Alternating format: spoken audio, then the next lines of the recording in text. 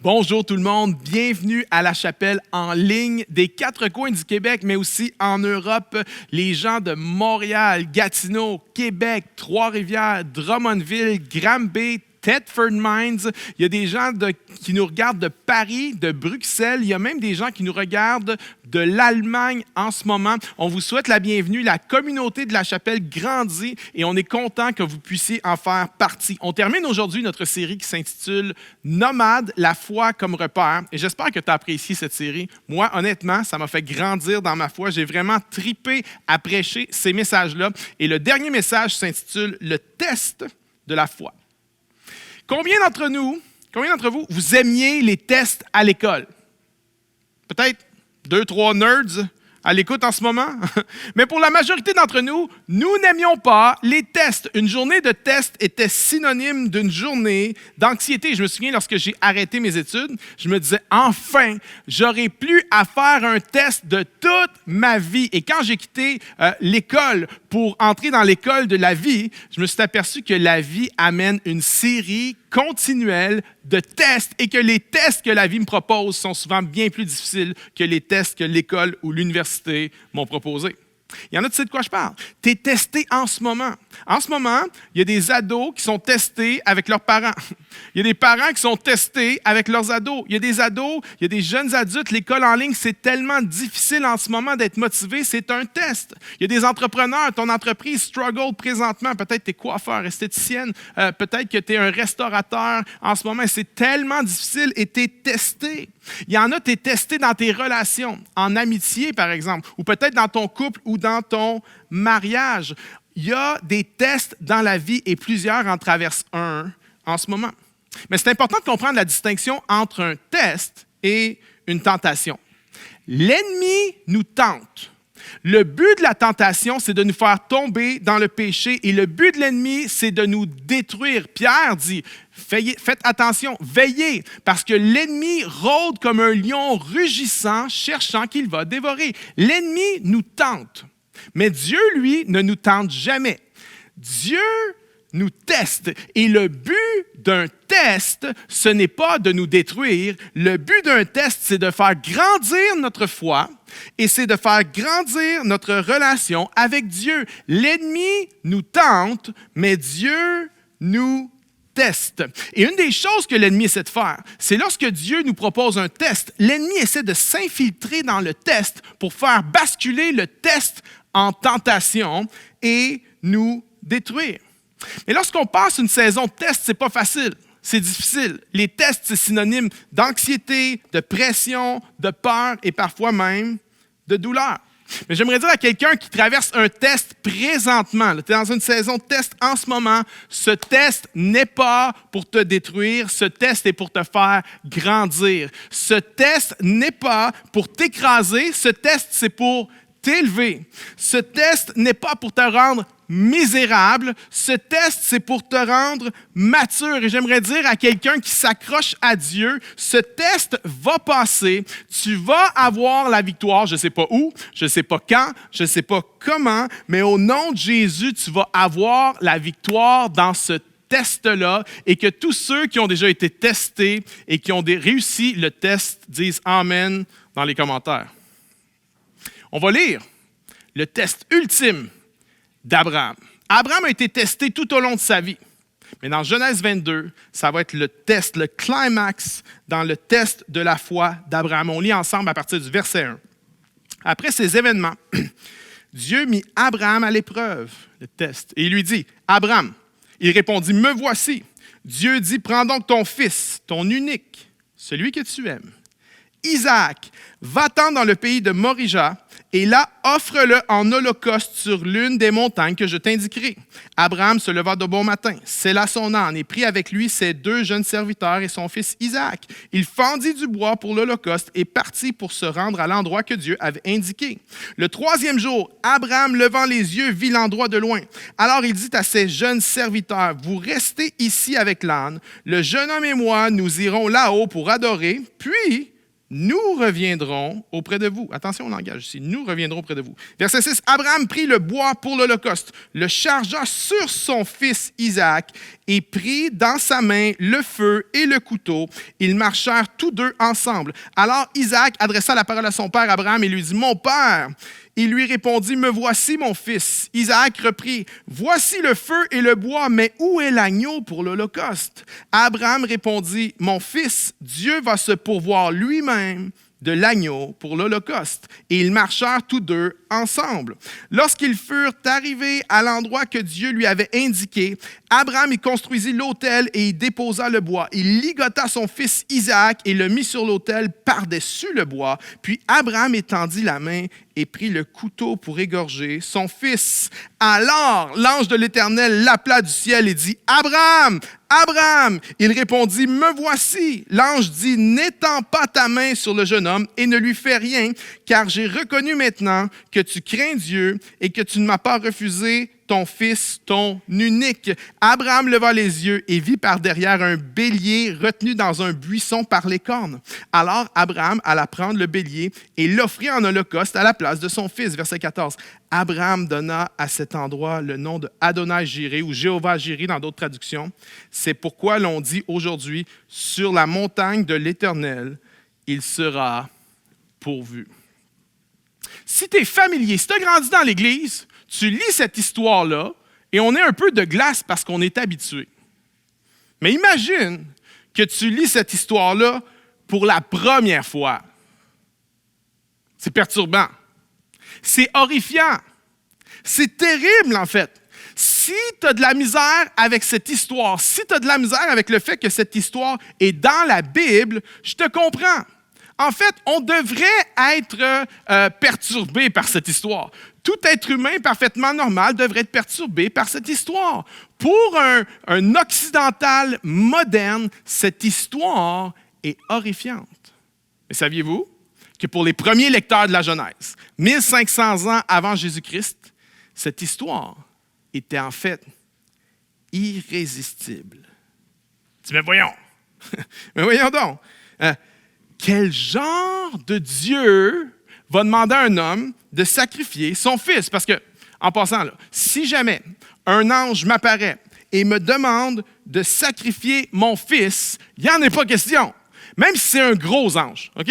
Même s'il y a une voix forte, même si sa voix gronde comme le tonnerre, même si c'est un chérubin, un séraphin, même s'il y a 6 ailes, 18 ailes, ça ne me dérange pas, je ne vais pas offrir mon fils en holocauste. Je vais me dire, j'hallucine, il y a quelqu'un qui a mis de la drogue dans mon café, je suis en train de devenir fou, le diable me parle, mais je ne vais pas répondre à cette demande-là. Et je pense que l'apôtre Paul serait d'accord avec moi. L'apôtre Paul a dit dans Galates 1:8, « Mais si nous-mêmes, ou si un ange du ciel vous annonçait un évangile différent de celui que nous avons annoncé, qu'il soit anathème. » Maintenant, c'est important de dire ça en commençant le message, parce qu'il y a des gens qui ne sont pas familiers avec les textes bibliques, parce qu'aujourd'hui, malheureusement, il y a encore des gens qui tuent au nom de Dieu.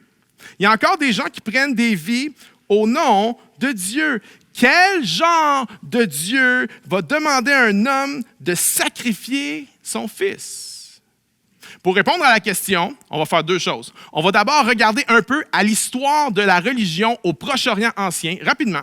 Et ensuite, on va regarder à certains détails dans le texte et on va répondre à la question, quel genre de Dieu demanderait à un homme de lui sacrifier son fils? Maintenant, voici comment fonctionnait la religion au Proche-Orient ancien. Okay? Toutes les religions, c'était à peu près tout le même principe fondamental. Les premiers êtres humains se sont rapidement aperçus que pour leur survie, ils dépendaient des éléments naturels. Ils dépendaient de la pluie et du soleil. Et pour que la nourriture pousse, ça prend la bonne quantité de soleil et la bonne quantité d'eau. Okay? Trop d'eau, les plantes sont inondées. Pas assez d'eau, les plantes meurent. Trop de soleil, les plantes sèchent. Pas assez de soleil, les plantes meurent. Alors, à l'époque, les gens avaient développé cette croyance que soit les dieux sont de ton côté, soit les dieux sont contre toi. Tes récoltes poussent, ils sont pour toi. Tes récoltes ne poussent pas, ils sont contre toi. Tes animaux sont en santé, pour toi. Tes animaux sont malades, contre toi. Tes enfants, en fait, tu ne peux pas avoir d'enfants, les dieux sont contre toi. Tu peux avoir des enfants, beaucoup d'enfants. Les dieux sont pour toi. Et comment tu fais, selon eux à l'époque, pour garder la faveur des dieux de ton côté? Tu vas prendre une portion de ce que tu as. Tu vas prendre une portion de tes récoltes et tu vas l'offrir à la divinité parce que tu veux garder la divinité sur ton bord. Maintenant, imaginez que quelqu'un a offert les sacrifices, quelqu'un a offert un animal ou quelqu'un a offert une partie de sa récolte à une divinité et imaginez que finalement, il ne pleut pas. Finalement, il y a trop de soleil. Ou finalement, il n'y a pas assez de soleil. Qu'est-ce que va être la conclusion de la personne? La personne va en conclure, « Je n'ai pas sacrifié assez. » Alors, tu vas te mettre à offrir plus et plus et plus, parce qu'à l'époque, toutes les religions pensaient et croyaient que les dieux étaient en colère, fâchés, instables, soupe au lait, difficiles à plaire et que si tu ne leur plais pas, ils vont t'envoyer des calamités. Mais si les choses vont bien, OK, imagine que ça va bien. Tes plantes poussent, tes animaux ne sont pas malades. Imagine que ça va bien. Il faut que tu sois reconnaissant envers la divinité. Alors, qu'est-ce que tu fais? Tu offres des sacrifices. Mais comment tu sais si tu en as offert assez? Alors, tu vas t'assurer d'en offrir plus. Alors, d'un côté ou de l'autre, tu étais pris.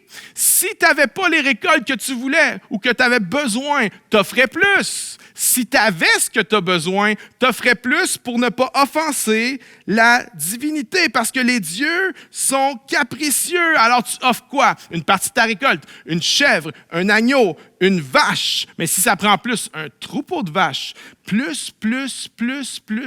Mais qu'est-ce que tu fais si ça prend encore plus? Quelle est la chose la plus précieuse que tu peux offrir pour gagner la faveur de la divinité? Un enfant.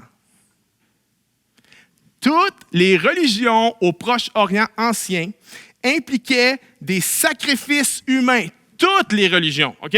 Ça, c'est le contexte historique. Maintenant, je reviens à l'histoire d'Abraham. Ce qu'on a dit avant explique pourquoi Abraham n'est pas surpris que Dieu lui demande de sacrifier son fils. Pourquoi? Parce que c'est ça que les dieux demandent à l'époque. Ça dit qu'Abraham se leva de bon matin et sella son âne. Abraham n'argumente pas, il ne proteste pas, il ne traîne pas les pieds. Il ne demande même pas de détails sur comment il doit faire pour offrir son fils en holocauste. Abraham le sait, c'est comme ça à l'époque. Si la divinité demande la vie de ton enfant, t'es bien mieux de le faire, sinon tu vas en payer le prix, c'est ce qu'on croyait. Et Abraham part pour Morija. Il fait un voyage de 3 jours. Et au bout de 3 jours, il arrive à la montagne de Morija et il dit à ses serviteurs, « Vous allez rester ici, là, et nous, on va partir offrir le sacrifice, puis on va aller adorer, puis on va revenir. » Si tu es un des premiers lecteurs de la Genèse, là, tu te dis, attends un petit peu, là, Abraham, est-ce qu'il va l'offrir en sacrifice, son fils, ou il ne va pas l'offrir? Ça pose la question. Est-ce qu'Abraham va obéir à la divinité? Ça pose la question. Maintenant, Abraham prend son fils Isaac, il le met sur l'autel, il l'attache et il s'élance avec un couteau pour égorger son fils. Les premiers lecteurs n'auraient même pas été surpris de lire ça. Pourquoi? Parce que c'est ça que les divinités demandent à l'époque. Mais tout à coup, coup de théâtre. Pour le premier lecteur, ce qui est surprenant, c'est pas qu'Abraham s'apprête à sacrifier son fils. Ce qui est surprenant, c'est pas que Dieu demande à Abraham de sacrifier son fils. Pour les premiers lecteurs, le coup de théâtre dans l'histoire, c'est quand l'ange de l'Éternel vient des cieux et il empêche Abraham de sacrifier son fils. Les premiers lecteurs font « What? Quoi? Quel genre de Dieu est-ce que c'est ça? Les dieux font pas ça. Les dieux t'empêchent pas de sacrifier ton fils. Les dieux demandent la vie de ton fils. » Alors, je reviens à ma question de départ. Quel genre de Dieu demanderait à un homme de sacrifier la vie de son fils? Voici la réponse. Pas ce Dieu-là. Pas le Dieu de la Bible. Pas le Dieu d'Abraham, pas le Dieu d'Isaac, pas le Dieu de Jacob. Les autres dieux demandent la vie de ton fils, mais pas ce Dieu-là. Et ça va être très, très clair dans le reste des Écritures que Dieu dit à son peuple, à Israël, qu'il ne se trouve chez toi personne qui fasse passer son fils ou sa fille par le feu, par un holocauste. Pourquoi? Parce que Dieu déteste les sacrifices humains. Ce texte, sur le plan historique, ce texte est absolument énorme parce que c'est la première fois, écoutez-moi bien, c'est la première fois dans l'histoire humaine où il y a un homme et son clan qui ont compris que Dieu ne demande pas de sacrifier tes enfants. Wow! Vois-tu, nous, on lit ça avec un regard moderne et occidental, mais pour les premiers lecteurs, c'était une histoire irrésistible. Quel genre de Dieu est-ce que c'est ça? Comprenez-vous pourquoi cette histoire était irrésistible pour eux? Comprenez-vous pourquoi cette histoire se trouve dans la Bible? Dieu est en train de dire à Abraham, je ne suis pas ce genre de Dieu. Maintenant, ça pose la question, pourquoi Dieu n'a pas juste dit? Pourquoi toute cette mise en scène-là? Pourquoi Dieu n'a pas juste dit, Abraham, c'est fini, sacrifice, on n'en fait plus? Parce que l'histoire est bien plus deep qu'est-ce qu'elle en a l'air. Je peux aller plus loin que vous autres? OK, juste un petit peu, juste un peu. Non seulement Dieu vient arrêter Abraham dans le sacrifice, mais Dieu vient pourvoir pour le sacrifice. Lorsque Dieu dit à Abraham, non, mets pas la main sur le jeune homme. Abraham lève les yeux puis il voit un bélier que les cornes pris dans un buisson. Et ça, c'est le sacrifice que Abraham va offrir à la place de son fils. Les premiers lecteurs font, mais c'est quoi ce Dieu-là? Il arrête Abraham de faire le sacrifice et non seulement il l'arrête, mais c'est lui qui pourvoit pour qu'Abraham fasse le sacrifice. Wow! Maintenant, cette histoire est deep. Voici pourquoi. Je vais faire quelques observations avec vous. Dans cette histoire, l'accent est mis sur le Fils. 10 fois dans le texte, 10 fois. Le Fils, le Fils, le Fils. Première observation. Deuxième observation. Cette histoire se déroule sur le mont Morija. Et 2 Chroniques 3.1 nous apprend que le mont Morija, c'est l'endroit exact où Salomon avait bâti le temple de l'Éternel. Et c'est l'endroit exact où des années plus tard, on appelait ça le mont Golgotha. Le mont Morija, c'est le mont Golgotha. Observation numéro 3. Le fils collabore avec son père. Okay? La tradition nous rapporte qu'Isaac a probablement autour de 30 ans lorsque Abraham va tenter de l'offrir en sacrifice. 30 ans. Abraham a 130 ans. C'est pour ça qu'il met le bois sur le dos d'Isaac et non sur le sien. Il n'est même pas capable. Alors, Isaac, c'est certain, c'est clair dans le texte. Isaac collabore. C'est pas, viens ici, mon petit, je vais te ligoter, je vais te mettre sur l'autel. Non, c'est pas ça du tout. Lorsque le père commence à ligoter son fils sur l'autel, le fils collabore. Le fils se laisse faire. Vois-tu les parallèles entre l'histoire du sacrifice d'Isaac et le récit de Jésus qui a été sacrifié sur la croix sont absolument saisissants. T'as encore des doutes? Laisse-moi donner une autre observation. Numéro 4. Isaac et Jésus sont des enfants nés d'une promesse. Une promesse faite pour Jésus dans Genèse chapitre 3 qui a pris des milliers d'années à s'accomplir. Une promesse pour Isaac dans Genèse chapitre 12 qui a pris 25 ans à s'accomplir. Isaac et Jésus aussi sont nés de naissance miraculeuse. Sarah, la mère d'Isaac, était stérile. Elle était avancée en âge. Marie, la mère de Jésus, était vierge. Non seulement ça, mais Isaac et Jésus étaient aimés de leur père. Genèse 22:2 met l'accent sur le fait qu'Abraham aimait son fils. C'était son fils qu'il aimait, son fils unique. Son fils unique. Ça vous rappelle quelque chose? Jean 3:16. Car Dieu a tant aimé le monde qu'il a donné son fils unique. Vous en voulez d'autres? Abraham et Isaac ont marché pendant 3 jours pour aller au lieu du sacrifice. Jésus est resté dans le séjour des morts 3 jours avant de ressusciter. Isaac a été escorté par deux serviteurs pour aller sur le lieu du sacrifice. Jésus a été crucifié entre 2 brigands sur le lieu du sacrifice. Isaac a porté sur son dos le bois qui a été utilisé pour le sacrifice. Jésus a pris sur son dos la croix sur laquelle on l'a cloué. Isaac a été couché sur le bois, Jésus a été cloué au bois. Isaac a posé la question à son père, mais où est l'agneau pour le sacrifice, papa? Jésus a posé la question au père. Père, pourquoi m'as-tu abandonné? Isaac est passé de la mort à la vie au sens figuré, mais Jésus est passé de la mort à la vie au sens littéral. Comprenez-vous? Comprenez quelque chose? Le sacrifice d'Isaac pointe vers une réalité à venir. Le sacrifice d'Isaac pointe vers le sacrifice du Seigneur Jésus à la croix. Les similarités entre les deux histoires sont absolument saisissantes. Mais il y a une différence, par exemple. Voici la différence. Dans le récit d'Isaac, Dieu empêche Abraham de sacrifier son fils. Mais dans le récit de Jésus sur la croix, le Père lui-même n'a pas retenu sa main. Et il a sacrifié son fils. Vois-tu?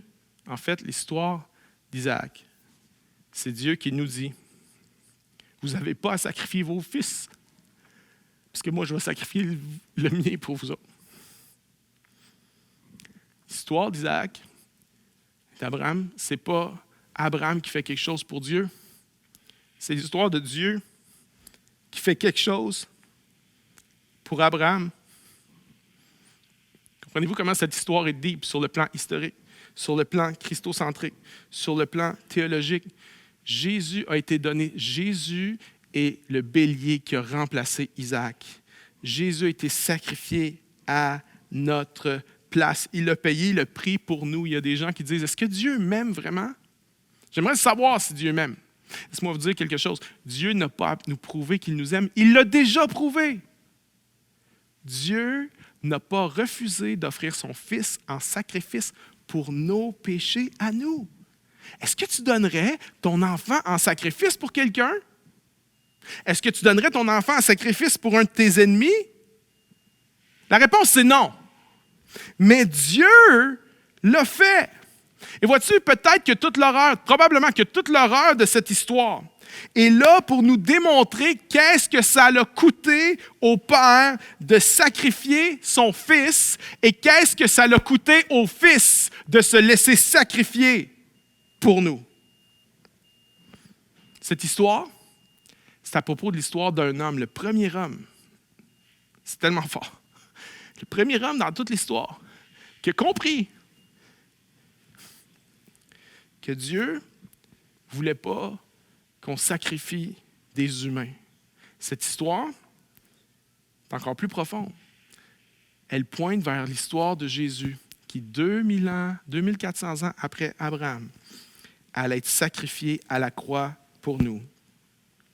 Mais cette histoire, c'est aussi l'histoire d'un homme dont la foi a été testée. Peut-être que tu es testé en ce moment. Puis un test, c'est difficile. Imagine Abraham. Ça, c'est le fils de la promesse. C'est le fils qui a attendu toute sa vie. Ce n'est pas juste un fils, c'est le fils de la promesse. C'est le fils que Dieu a dit à travers lui, là, toutes les nations de la terre vont être bénies. C'est l'accomplissement de la promesse de Dieu. Et là, Dieu dit à Abraham, redonne-moi ton fils. À chaque fois que Abraham avait été testé dans sa foi, dans toute l'histoire d'Abraham, à chaque fois que Dieu lui demandait de quitter quelque chose, de donner quelque chose, d'offrir quelque chose, à chaque fois, Dieu venait et lui donnait une promesse. À chaque fois. Et laissez-moi vous dire, le jeu valait la chandelle. Hein? Abraham, quitte ton pays, je vais te donner un meilleur pays. Abraham, quitte ta parenté, je vais te donner un fils. À chaque fois que Dieu lui demandait d'offrir quelque chose, c'était balancé par une promesse. Mais cette fois-ci, Dieu dit, offre-moi ton fils. OK? Dieu, c'est parce que d'habitude, quand tu me demandes de faire un sacrifice, tu me donnes une bénédiction avec ça. Il y a un ânane qui vient au bout. Il est où le bonbon, Dieu? Non, non, fais juste m'offrir ton fils en sacrifice.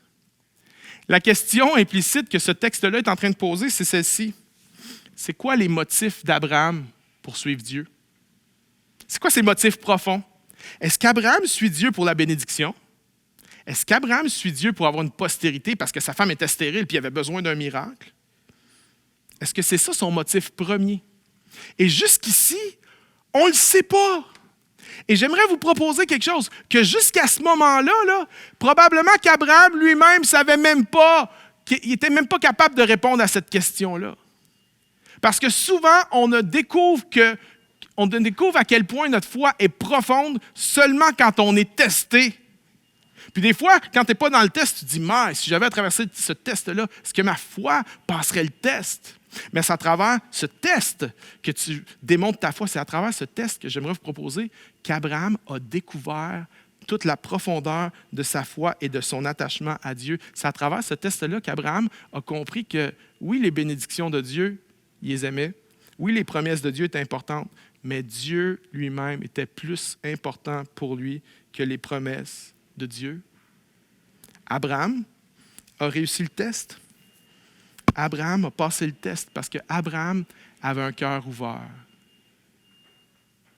Lorsque Dieu mettait quelque chose dans ses mains, Abraham disait merci, mais Abraham ne fermait pas les mains. Abraham gardait les mains ouvertes. Watchman Nee, un auteur que j'aime bien, a dit « Isaac, dans le texte, représente les dons que Dieu nous donne par sa grâce. Tous les dons excellents, tous les dons parfaits viennent de Dieu. Et la question que le texte pose pour nous aujourd'hui, c'est quoi ton Isaac? C'est quoi la chose que Dieu t'a donnée? Une bonne chose. Mais que Dieu l'a mis dans tes mains, puis t'as fermé tes mains dessus. C'est quoi la chose? Que si Dieu t'enlève ça, tu n'es pas sûr que tu vas suivre Dieu. C'est quoi ton Isaac? Il y en a, c'est « Ah Dieu, si tu ne me donnes pas quelqu'un, si tu me laisses célibataire, moi, je ne vais pas te suivre. » Il y en a, c'est « Ah Dieu, si tu ne me donnes pas une meilleure situation financière, je suis tanné d'en arracher, je suis tanné de travailler au salaire minimum, je suis tanné d'aller d'un petit boulot à l'autre. Si tu ne me donnes pas mieux, Dieu, je ne sais pas, je vais te suivre. » Il y en a, c'est « Dieu, si tu ne guéris pas mon enfant, quel genre de Dieu que tu es? Je ne sais pas si je vais te suivre. » Vois-tu, des fois, on a des Isaac qu'on a fermé les mains dessus. Parfois, c'est des possessions. Parfois, c'est des occupations. Une job. Parfois, c'est un appel. C'est tellement dur de rester main ouverte sur son appel. C'est l'appel de Dieu. Dieu ne se répand pas de ses dons et de son appel. Non? Est-ce que tu es main ouverte sur ton appel? Est-ce que tu es main ouverte sur tes rêves? Dieu prend, Dieu donne. Est-ce que tu es main ouverte sur les personnes que Dieu place dans ta vie? Ou bien si tu dis non, ça, c'est à moi. Plusieurs fois dans ma vie, j'ai eu ces moments-là où Dieu donne une bénédiction, Dieu donne une promesse, mais j'ai fermé les mains dessus. Lorsque j'ai commencé à fréquenter ma femme, j'étais comme tellement heureux, je me disais, hey, je pense que j'ai trouvé la femme de ma vie. Mais très, très rapidement, elle a commencé à prendre trop d'importance pour moi. Et l'Esprit de Dieu a commencé à me montrer qu'il fallait que Dieu reste sur le trône. Et je n'aimais pas ce qui se passait dans mon cœur. Alors, j'ai été voir Karine, je disais, hey, qu'est-ce que tu en penses? Je dis, je trouve que je t'aime trop. Ben, c'est pas que je t'aime trop, mais c'est que j'aime pas Dieu assez. Ben, écoute, j'aimerais ça juste qu'on ne se voit pas pendant une couple de jours. Pas parce qu'on prend un break, pas parce qu'on n'est plus ensemble. Non, j'ai besoin de remettre Dieu sur le trône. Savez-vous quoi? Ça n'a pas pris de temps. J'ai remis Dieu sur le trône. Pourquoi? J'avais le goût de voir ma blonde. J'ai remis Dieu sur son trône. Mais combien de fois dans ma vie, là, j'ai fermé les mains? Je me souviens, à un moment donné, je voulais une maison. Puis là, il y en a peut-être qui cherchent une maison en ce moment. Puis c'est la folie, le marché. Il y a 28 millions d'offres sur une maison. Puis tu dis, je veux une maison, Seigneur. Puis tu commences à fermer les mains, je veux une maison. Je me souviens, je voulais une maison. Puis c'était tellement intense, j'étais en train de fermer les mains. Puis à un moment donné, j'ai dit, Seigneur, la maison, c'est bien, mais toi, c'est mieux. Puis si tu ne veux pas que j'aie de maison éternelle, que le nom de l'Éternel soit béni. Et alors que j'ai ouvert mes mains, puis que je pensais que c'était fini, Dieu a arrêté. Alors que j'étais en train de tuer le rêve, Dieu a fait « Non, j'en ai une pour toi. Je voulais juste savoir ce qui était dans ton cœur. » C'est ça que Dieu a dit à Abraham. Maintenant, je sais ce qu'il y a dans ton cœur. Pensez-vous que Dieu ne savait pas ce qu'il y a dans le cœur d'Abraham? C'est pas Dieu qui avait besoin de savoir ce qui est dans le cœur d'Abraham. C'est Abraham qui avait besoin de savoir ce qui est dans le cœur d'Abraham. Est-ce que tu as fermé les mains? Vois-tu, une vie nomade, une vie par la foi, ce n'est pas une vie sans possession. Abraham possédait plein de richesses. Une vie nomade, ce n'est pas une vie sans possession. Une vie nomade, une vie par la foi, c'est une vie qui n'a rien d'autre qui te possède autre que Dieu. Tu peux posséder plein de choses. mais il n'y a rien qui te possède. C'est quoi ton Isaac? C'est quoi que tu as fermé les mains? C'est quoi qui a pris la place de Dieu en importance sur ton cœur? J'aimerais t'inviter, alors que je termine ce message, juste avec moi, à ouvrir tes mains. Parce que vous savez, les gestes physiques qu'on pose nous aident parfois intellectuellement et émotionnellement. Et alors que tu ouvres tes mains, tu donnes à Dieu ton Isaac. En fait, ce que tu fais, c'est que tu dis à Dieu, je te sers sans condition. Je vais t'aimer sans condition. Que tu me donnes cette promesse-là ou pas, sans condition. Que tu me guérisses ou pas, sans condition. Je vais te servir sans condition. Seigneur, j'ouvre mes mains. Je te donne mon Isaac.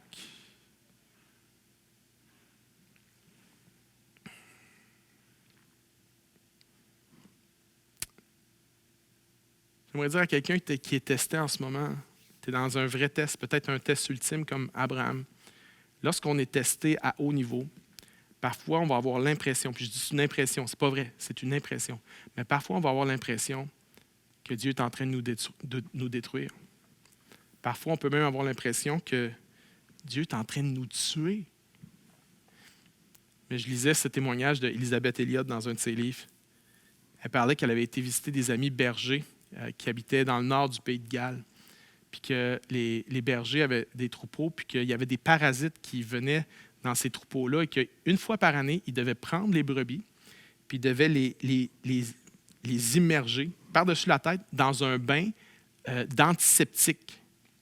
Vous pouvez imaginer comment les animaux n'avaient pas le goût d'aller dans le bain d'antiseptique et les bergers les forçaient. Et il y en a qui essayaient de sortir du bain, et il y en a qui sortaient la tête de l'antiseptique et le berger prenait la tête puis poussait l'animal quelques secondes, la tête dans l'antiseptique au complet. Pourquoi? Parce que s'il ne fait pas ça, ces animaux-là vont mourir. Vois-tu, du point de vue de la brebis, là, son berger est en train de la tuer. Mais en réalité, son berger est en train de la sauver. Il y a des moments où tu es testé, là, tu vas dire, Dieu, es-tu en train de me briser? Es-tu en train de me tuer? Je suis sûr qu'Abraham l'a pensé. Mais en fait, Dieu est en train de le sauver. Ce test n'est pas pour te détruire.